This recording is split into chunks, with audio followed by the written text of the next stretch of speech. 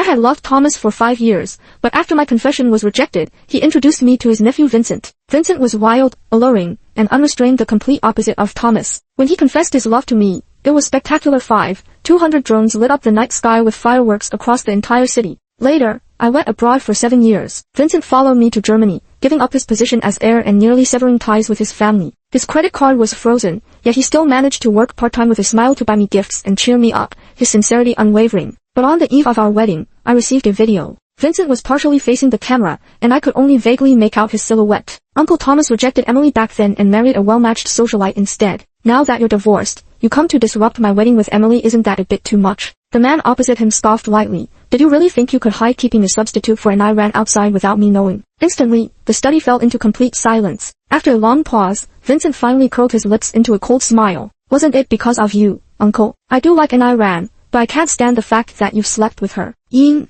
The video abruptly ended. The final frame froze on Vincent's handsome half-profile. Thomas, sitting across from me, dimmed the screen and flipped his phone face down on the tea table. I know you're going to marry Vincent. Logically speaking, I shouldn't be showing you this video. But an I ran, Vincent isn't right for you. At least now, you can still cut your losses in time. His voice was gentle, spoken with utter composure. This was just like Thomas, whether it was rejecting me in the past or now tearing off Vincent's mask before my eyes. Still carrying that composed demeanor, aloof and dignified. Yet he seemed to have forgotten it was he who introduced Vincent to me back then, who played matchmaker. I couldn't help curling my lips in mockery. If Vincent isn't right for me, then who is? Uncle Thomas. His movements froze abruptly, complex emotions swirling in his eyes. I heard Uncle and Lily got divorced. Why? I stared at Thomas and asked again. My eyes couldn't conceal their mockery. I've been by Thomas's side since I was 10. He was my mother's close friend. At 16, when first love blossomed, I fell hopelessly in love with Thomas. During those 5 years of loving him, I could feel he liked me too. I tested the waters little by little. He indulged me, with embraces and kisses.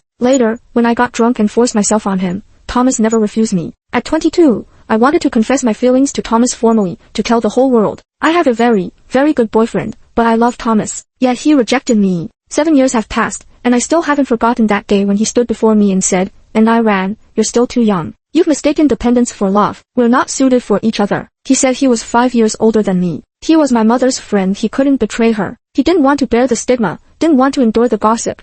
Even as I cried my eyes out and told him, my mother only wants me to be happy, no matter what people outside say or think. I would choose you without hesitation, every single time. Thomas remained unmoved. Within half a month, he married a woman of equal social standing and similar age, and later introduced me to Vincent. After a long silence, Thomas's brow furrowed slightly. He avoided answering my question, his voice tinged with irritation as he said, Emily, be reasonable. Vincent is no good. I smiled again, then stood up unhurriedly, leaning slightly toward him with both hands on the table, and asked in a soft voice, Vincent is no good man. Then, Thomas, what kind of good stuff are you? As the words fell, he froze in place. Vincent returned home at midnight. After coming back to Hong Kong from Germany, the Ching family completely compromised. Once he took over the family business, he started leaving early and returning late, with all his previous free time now completely occupied. Sometimes he even attended drinking parties until dawn, but he never stayed out overnight. His reputation outside was always impeccable. Everyone knows I am his fiancée, his soon-to-be lawfully wedded wife, the future Mrs. Chung. Yet I never imagined that the man who once left his homeland for 7 years in Germany just for me,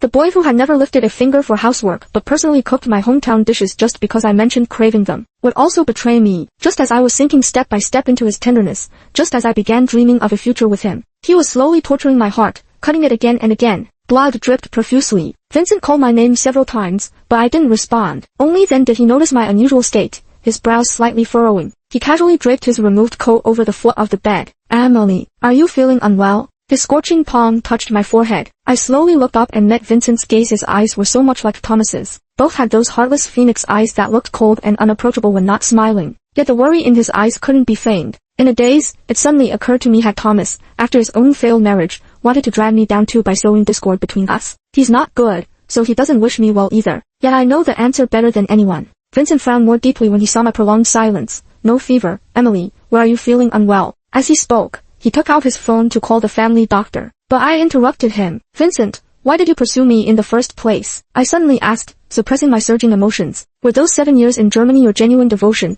or just a playboy's game? Did you really like me? Vincent froze for a moment, then as if remembering something, chuckled softly and let out a sigh of relief. Is Emily having pre-wedding jitters? Of course it's because I liked you that I pursued you. His eyes curved into crescents as he looked at me, reaching out to touch my head, but his hand froze midair the next instant. But you seem quite uncomfortable with physical intimacy between us. Even our kisses are just light pecks. You've always deliberately avoided taking things further. You say you like me, yet your body has always rejected me. Why, Vincent? I lifted my eyelids to stare at him. He frowned without speaking, yet discreetly avoided my gaze. The last vestiges of hope in my chest gradually dimmed as bitterness welled up. I used to wonder about this too. At that time, Vincent smiled with effortless ease and said, "And Iran is the best girl in the world. I cherish you so much that I want to save our first time for marriage. That's my respect for you." He said he liked me so much that he couldn't bear to see me suffer even the slightest grievance. He wanted to give me the best experience. I had even jokingly teased him for being a true gentleman who could remain unmoved by temptation. Until the truth came to light. It was only then that I realized how ridiculous I had been. After a long pause, Vincent let out a soft sigh, gently cupped my face, and whispered tenderly, "Emily, I'm sorry for making you overthink. That was my fault. But you have to trust me.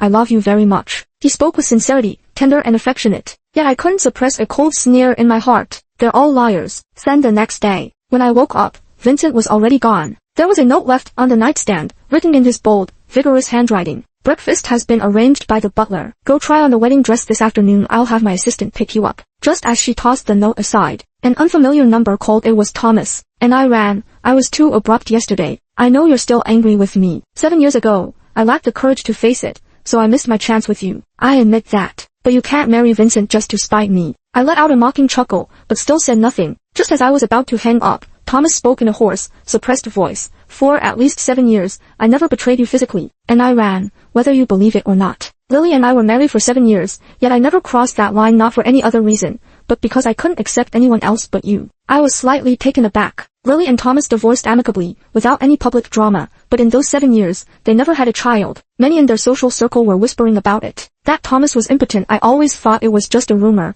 never imagined. "Uncle, 7 years have passed. There's no point bringing this up now. I believe Thomas once loved me, but compared to loving me, he loved his reputation more, and his power even more. And I ran. I chose Vincent, and it has nothing to do with you. It's not out of spite. But during those 7 years in Germany, he took meticulous care of me, giving without reservation. When I cried, his heart ached so much he'd shed tears too. When I laughed, he'd laugh even more joyfully than I did. He was always right there behind me. No matter how heavy the snowstorm, as long as I turned around, Vincent would be there. I didn't have to worry about walking alone at night, about being harassed in a foreign land, or about dying on the road someday with no one knowing. "Uncle, I've long since let you go." Without waiting for Thomas to respond, I hung up the phone and added his new number to the blacklist once again. I loved Thomas for 5 years. It took me 5 years to let go. This time, I'm truly lost. I sat on the edge of the bed in a daze, my pupils unfocused, when the phone in my palm suddenly vibrated. A new message popped up on WeChat. And I ran. "Are you really not going to reconsider?" It was from her mentor at the Hong Kong City Research Institute. In half a month, the institute would organize a team to fly to the border region for a secret research expedition. My advisor recommended me to lead the team. The border region was close to the battlefield,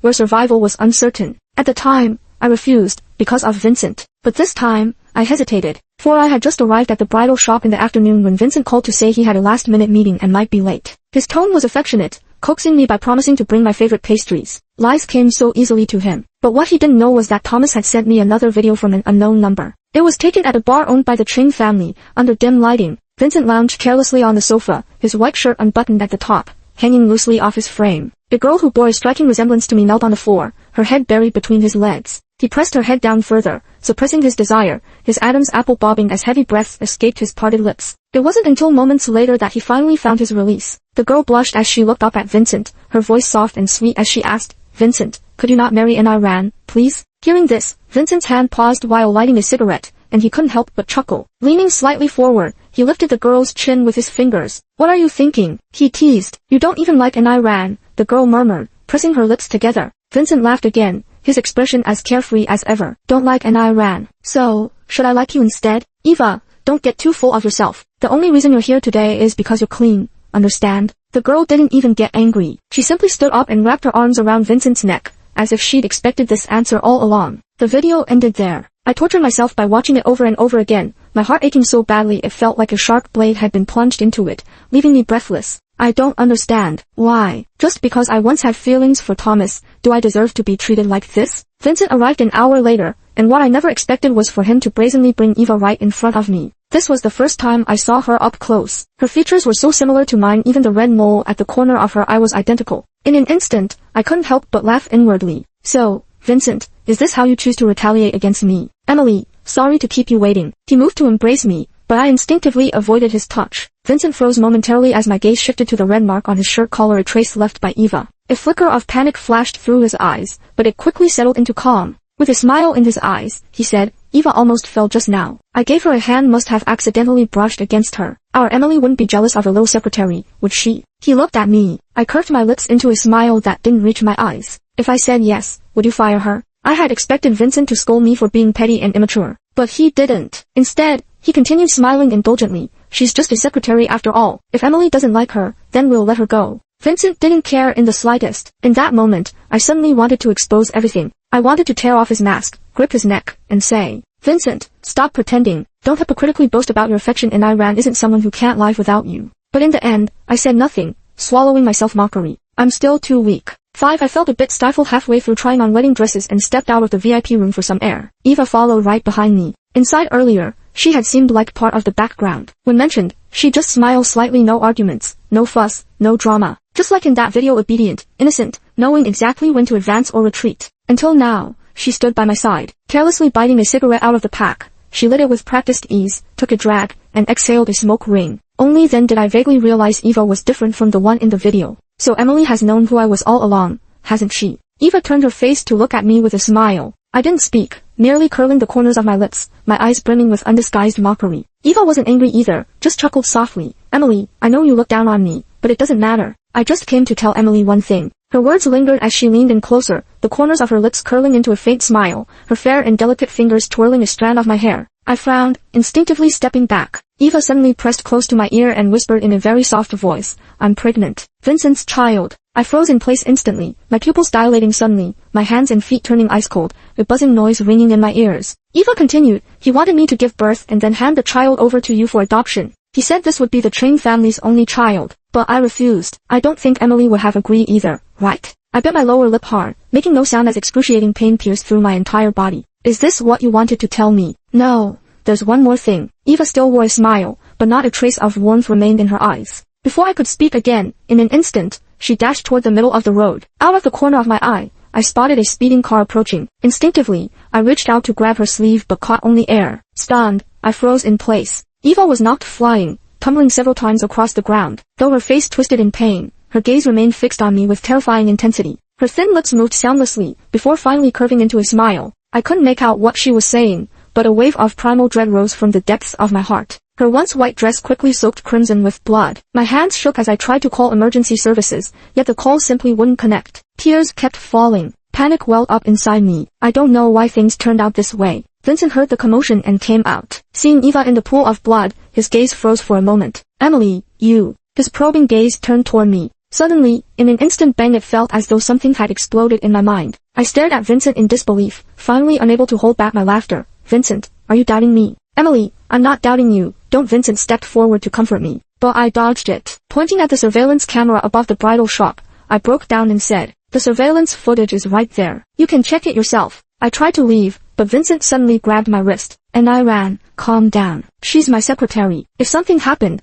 I should get to the bottom of it. He stared at me, and the two of us fell into a brief silence, until someone behind us shouted, the young lady seems to have had a miscarriage. Vincent's fingers trembled slightly. Without hesitation, he let go of my hand and pushed through the crowd straight to Eva's side. The sound of the ambulance grew closer and closer. I smiled silently, wiping the tears from the corners of my eyes as the light and shadows before me swayed and blurred. Truth be told, before I saw Vincent's infidelity with my own eyes, I had been deceiving myself, thinking maybe I should just let it go. As long as he loved me, that would be enough. I'm not greedy, but it wasn't until this moment that I truly woke up. If he really loved me, how could he have cheated? After a long while, I lowered my head and took out my phone to reply to my advisor's message. Suddenly, a figure blocked my view. It was Thomas. Wearing a black trench coat, he looked down at me, and I ran. Come back to me. Leo in the hospital. Eva was wheeled from the operating room to a general ward. As the anesthesia wore off, she opened her eyes and saw Vincent by her side. He sat on a nearby chair, his face grim, eyes glinting with coldness. During the 3 hours Eva was unconscious, Vincent had already had someone retrieve the surveillance footage from outside the bridal shop. Though incomplete, it clearly showed Eva running into the street on her own.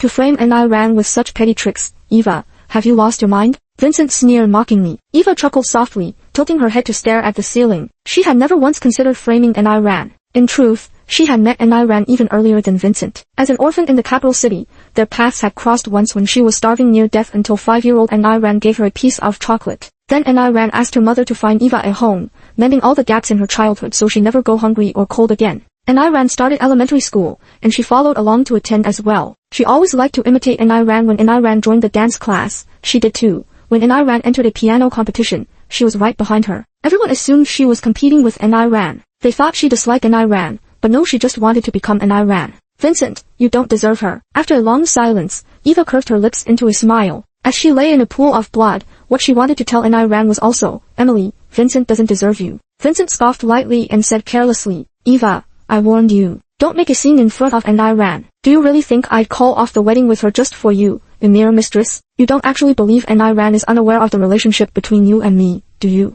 Eva added, casting a mocking glance at Vincent. Instantly, his expression froze on his face. What did you say? I'm telling you, and I ran has known about our relationship for a long time. Bang! In an instant, Vincent kicked the hospital bed, his eyes bulging with rage as he grabbed Eva by the throat. Did you tell her? Have you forgotten what you promised me? He slept with Eva and got her pregnant. Even though he always cared about Thomas and I ran's past, he had always reserved the position of Mrs. Ching for and I ran. Nor had he ever intended to bring Eva before and I ran. It was only today that Eva ingratiatingly said to him, Vincent, I can give birth to the child, but at least let me meet Miss and I, the future mother of this child. I won't come between your relationship. I know my place. Looking at that face bearing some resemblance to and I ran, his heart softened, and he believed Eva's words. Aren't you afraid I might kill you? Eva's face flushed crimson from suffocation as she forced a smile, terrified. But I still want to fight for it. What if I succeed? Smack! Vincent suddenly slapped Eva hard across the face, making blood trickle from the corner of her mouth, yet the amusement in her eyes remained undiminished. Back when she was in Beijing, hearing about Thomas's marriage and I ran leaving for Germany, she had felt utterly powerless, unable to help her. She had thought Vincent was a good man. But who could have guessed? In I ran's 6th year in Germany, Vincent cheated on her and as luck would have it, she happened to witness it firsthand. Vincent grabbed Eva by the collar. You'd better pray that I ran doesn't leave me. Otherwise, you can start preparing your own funeral. With those words, he hurried away. Fear spread endlessly from the depths of her heart. For the first time, the usually composed and indifferent man felt a trace of panic. He pulled out his phone from his pocket. Just as he was about to call and I ran, his assistant's message popped up. Vincent, Miss and I has gone to the Duan residence. 7. The Duan family's old mansion is nestled on the mountainside, with 4 or 5 courtyards. Thomas and I used to live together in the main house. After he got married, I moved out and haven't been back here since. This is my first time returning in 7 years. Thomas pushed the door open and said softly, everything here remains unchanged. After Lily and I got married, we've always lived in the courtyard next to the main house. As he finished speaking, he looked at me, as if anticipating my reaction.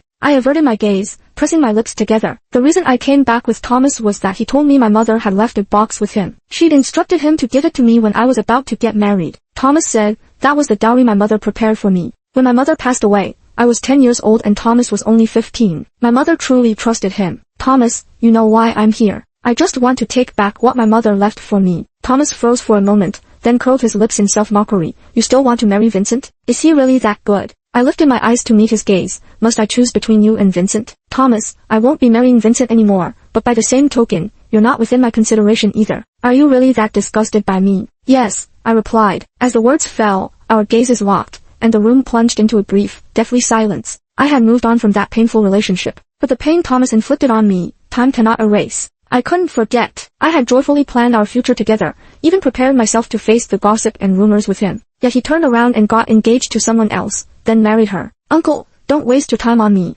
I averted my gaze and was about to leave. Thomas suddenly grabbed my wrist, his usually composed demeanor unexpectedly giving way to a look of loss of control. The corners of his eyes were slightly red. But I only want you. With Lily for 7 years, I tried, but I couldn't do it, he said. So, he had been thinking about just letting it go. But when Thomas learned about Vincent's affair, he no longer wanted to be a coward. 7 years he never managed to forget me. And I ran. Give your uncle another chance, okay? Thomas looked at me with wounded eyes, his voice pleading. I thought my heart would be affected, but in the end, it remained so calm that not a single ripple was stirred. Not good. Thomas, don't be so stubborn. We had long become a thing of the past. Even without Vincent, we still wouldn't be together. And I ran. I was about to leave when Thomas instinctively moved to stop me, only for a mocking voice to suddenly sound from behind us. Uncle, didn't you understand what Emily just said? It was Vincent. He stood in the courtyard, his eyes harboring complex emotions while that same careless smile still played on his lips. Thomas frowned instinctively. When I looked up at Vincent, my earlier emotional outburst had already been reined in.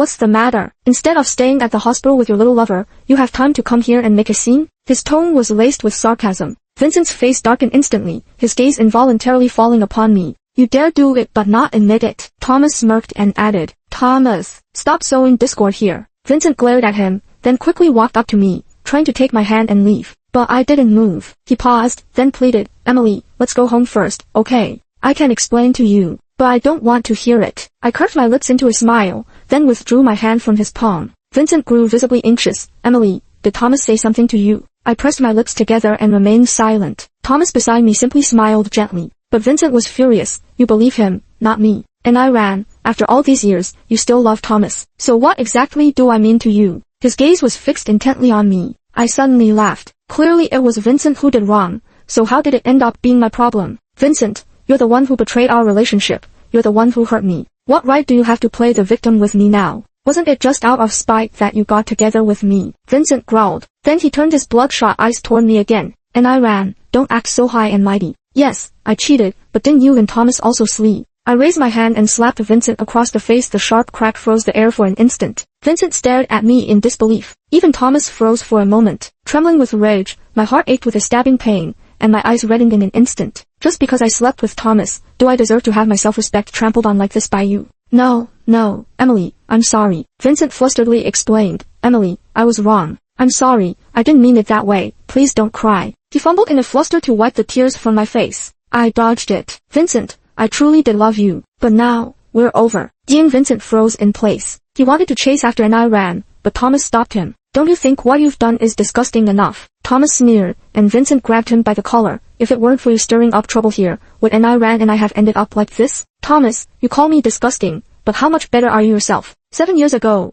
it was Thomas who abandoned and I ran first. 7 years later, he came back to take her away from him again. They're all cut from the same cloth, none nobler than the other. When Vincent learned that Ran had arrived at the old mansion, he immediately investigated everyone and everything she had come into contact with in recent days. That was when he found out Thomas had shamelessly revealed his affair with Eva to Ran. He dared not think about how much Ran knew. The entanglement with Eva was his problem. He had always known that Ran was in love with Thomas. When they were young, he secretly read her diary, every page filled with the innocent longings of her heart. But no one knew that while Ran poured her affection unreservedly into Thomas, he had silently loved her all along. 7 years in Germany, he never looked back. He knew Ran couldn't forget Thomas. He told himself it didn't matter, yet it remained a thorn piercing his heart. Let him indulge in wild thoughts, which eventually led to today's outcome. All along the way, he was terrified, afraid that Ran and Thomas would rekindle their old flame, and even more afraid that Ran would abandon him completely. Until just now. Until that slap from Ran. The tightly wound string in him finally snapped. Ran doesn't want him anymore. He destroyed all this with his own hands. After a long silence, Vincent let out a mocking laugh. Uncle, are you satisfied with this outcome? Do you think just because Ran doesn't want me anymore, you two can go back to how things were? Thomas retorted sharply. If you had truly loved Ran enough, I wouldn't have been able to take advantage of the situation. You can't blame anyone else. Just like back then, when he chose reputation and status over Ran. He couldn't blame anyone, only himself. I moved out of the apartment Vincent and I shared. For the following week, Vincent relentlessly pursued me, as if we had returned to 7 years ago, to those very first days. He devoted all his time and energy to me, his eyes seemingly capable of holding no one else but me. Yeah, I rejected him mercilessly, time and again. Still, he carefully bought my favorite pastries, and luxury designer bags flowed into my home like water. Many friends used to laugh at Vincent. They thought he was a playboy, never imagining he was actually a romantic at heart. For 7 years in Germany, he never looked back. Some friends even thought he'd gone mad, especially when the Ching family's illegitimate son was causing quite a stir at the time. Yet he walked away without hesitation, relinquishing his claim to the inheritance. He chose me. Back then, he said, Emily, I'm not Thomas. If you're among the options, then my choice will always be you. I accepted Vincent in my 4th year in Germany. That day, Germany was blanketed by heavy snowfall. Vincent's grandmother, his only and most cherished relative, had passed away from a serious illness. After bidding farewell to his grandmother, he flew to Germany overnight. Standing in the wind and snow with an umbrella, I don't know how long he had been there. I spotted his elongated shadow under the streetlight through my window when I got up in the middle of the night. The moment our eyes met, his cold, almond-shaped eyes reddened slightly, yet he still managed to curve his lips into a smile for me. At that instant, an indescribable feeling welled up in my chest. But I knew. My heart softened. I felt sorry for Vincent. Later, I asked him, why do you like me? He smiled and told me, the heart decides things the mouth can't explain. By the time he realized he had fallen for me, he was already halfway out the door. Back then, his eyes brimmed with sincerity. I believed him. telling myself to try again, just one more time. I thought I couldn't lose again. Yet in the end, the outcome was truly unsatisfactory. 上午11点. At 8 in the morning, my advisor had just sent me the flight information for the afternoon trip to the borderlands. Time suddenly felt pressing. I walked to the floor-to-ceiling window and looked at Vincent, still standing outside the courtyard, being shooed away by security again and again. But he refused to leave. My phone was flooded with messages from him.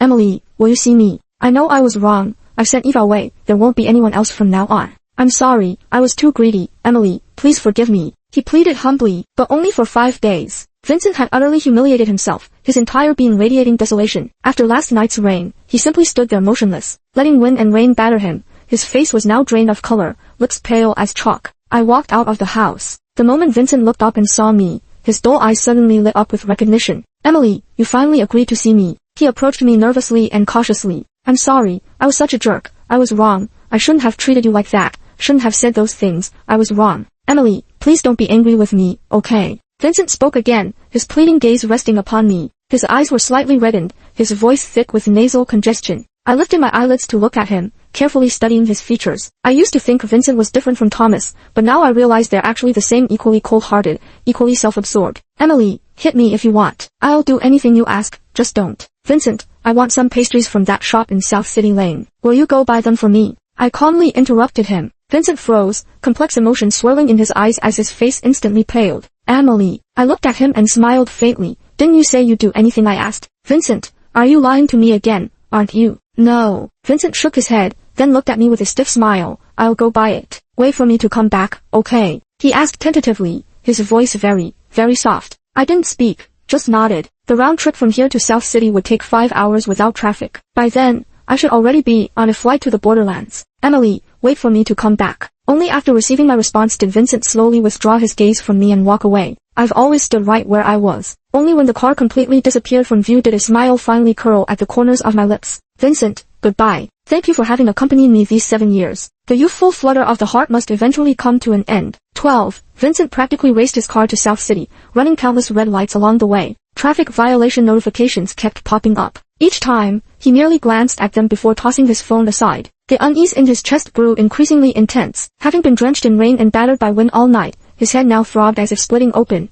his complexion growing paler by the minute, yet he paid it no mind. He thought, as long as N.I. was willing to forgive him, that would be enough. As long as N.I. was happy, nothing else mattered. Even if it cost him his life, he would gladly pay the price. A crushing youth that later grew uncontrollable. Just when his happiness seemed within reach, it ultimately remained unfulfilled. Vincent spent nearly 6 hours traveling back and forth, almost clearing out the entire shop. On the way back, he eagerly anticipated the smile on N.I.'s face. He hoped N.I. would recognize his thoughtfulness and say to him, Vincent, let's put this matter behind us. You can't bully me anymore from now on. Someone as kind-hearted as N.I. would forgive him, as long as he showed enough sincerity. He even called his assistant on the way, instructing him to handle the transfer of all his assets under N.I.'s name. He had planned everything. Holding a heart full of sincerity, he couldn't wait to see N.I. At 3 in the afternoon, Vincent arrived at her home. The moment he pushed open the door, all the words he had prepared froze in his throat. His eyes widened in shock as he stared ahead. The house had been emptied cleanly, not a single thing remained. The pastries in his hand fell to the ground as Vincent frantically searched for N.I.'s figure, yet found nothing. Something suddenly clicked in his mind. It snapped with a sharp crack. His heart felt as if it had been brutally stabbed by a sharp blade, the pain so intense it stole his breath. The call he made went unanswered, ringing endlessly into the void. The unease he had felt all morning finally found its answer in this moment. He already had a premonition, yet he still left. Suddenly, in an instant, Vincent slid down the wall and sat on the floor. He let out a self-deprecating laugh, his shoulders trembling as he laughed, then covered his face and burst into tears. Regret transformed into a monstrous creature at this moment. It completely swallowed him whole. 13. Vincent was frantically searching for N.I.'s whereabouts, yet she seemed to have vanished into thin air, completely untraceable. Someone had deliberately erased all traces of N.I.'s movements. Vincent immediately thought of Thomas. He stormed into the Duan Group's headquarters, kicked open Thomas's office door, and ignoring all attempts to stop him, landed punch after punch on Thomas's face. Tell me, where is N.I.? He growled through clenched teeth. Thomas counterattacked with a furrowed brow, his lips split and bleeding. Have you lost your mind? Yes, I have driven mad by you. The two men became a tangled mess of limbs as they brawled, and when security rushed in to separate them, an officer was accidentally injured in the fray. Vincent was like a wild beast unleashed, grabbing Thomas and tearing at him, his crimson eyes burning with fury as he glared. I only want N.I. Tell me, where is she? Thomas sneered coldly. I don't know. How could you not know? How is it possible you don't know? Vincent, can you calm down? Thomas grabbed him by the collar and shouted angrily, what's the difference between you and a rabid dog in this state? If an Iran saw you like this, would she even want to see you? Don't disgust her anymore. As his voice faded, Vincent suddenly looked as if his soul had been drained away, staring blankly and helplessly at Thomas, tears streaming uncontrollably. Uncle, I can't live without Emily. Please, I beg you, tell me where she is, won't you? I can't find her. I've searched everywhere but can't find her. Help me, please. And Iran meant nothing to Vincent. It's like opium, addictive and impossible to quit. I don't know. Thomas still denied, but Vincent didn't believe him. Vincent mobilized all his resources to oppose the Dewan family, resulting in mutual destruction. The Chang family couldn't stop Vincent. Many collateral relatives were also waiting to carve off Thomas's power, leaving him besieged on all sides for a time. Yet Vincent still couldn't obtain any information about an Iran. He was on the verge of breaking down. 14 months later, new progress was made in the secret research I participated in at the border region. All my companions were former partners from Germany. They asked me curiously, weren't you going to marry that handsome young man? Why did you suddenly agree to come with the professor? I simply smiled without answering. Back in Germany, they had also drunk with Vincent and gone wild together. They were my partners, and also Vincent's good friends. Although the ending between Vincent and me wasn't beautiful, but we should always keep some beautiful memories. What I never expected was to run into Eva at the airport that day. She seemed to have been waiting for me at the airport for quite a while. After not seeing each other for some time, she had recovered quite well and greeted me with a smile. Emily, long time no see. I frowned slightly and instinctively avoided her. Eva simply smiled again. Hey, Emily, I'm really sorry about what happened before. I apologize for frightening you. But I promise, I absolutely meant no harm. She stood before me, earnestly explaining. I didn't speak, just wanted to leave, but she kept hauntingly following me until I impatiently said, what exactly are you following me for? Vincent isn't here. Eva froze for a moment, standing rooted to the spot, her thin lips parting as she was about to speak. My advisor walked over and, upon seeing Eva, smiled as he pushed her toward me. Eva came at just the right time. Let me introduce you. She previously studied abroad in Germany and has 3 years of in-depth experience in the field of chemical research. She has a good temperament and excellent comprehension, a rare and exceptional student. As my advisor spoke these words, I looked at Eva in astonishment. I never expected Eva to become my junior and my partner, when clearly, after arriving at the borderlands, I still kept my distance from Eva. Yet she always came over, and some colleagues said Eva was like my little sister, always clinging to me. At first, I found it annoying, but gradually, I seemed to grow accustomed to her presence. Then came news of Vincent again. It was in the 3rd year of the project when Eva told me. She said, Vincent has been a heavy drinker for years and developed stomach cancer. It's already in the late stages now, no one can save him. Before dying, he even ruined all of Thomas's business dealings and nearly bankrupted the Dewan family. When I heard this, my heart skipped a beat. But still, I said nothing. Just staring at the secretly amused Eva, I raised my eyes. I remember you wanted to be Mrs. Cheng before. Eva froze for a moment, then laughed. I couldn't care less about being some Mrs. Cheng. I looked at her, utterly bewildered. Until one day, Eva got drunk and smiled at me with crescent eyes. Instantly, the study fell into complete silence. At that moment, I vaguely remembered that in my youth, I had once helped a little girl. She was an orphan with no name. Later she asked me, Sister, could you give me a name? In the long years of life, there will always be someone who comes just for you. The end.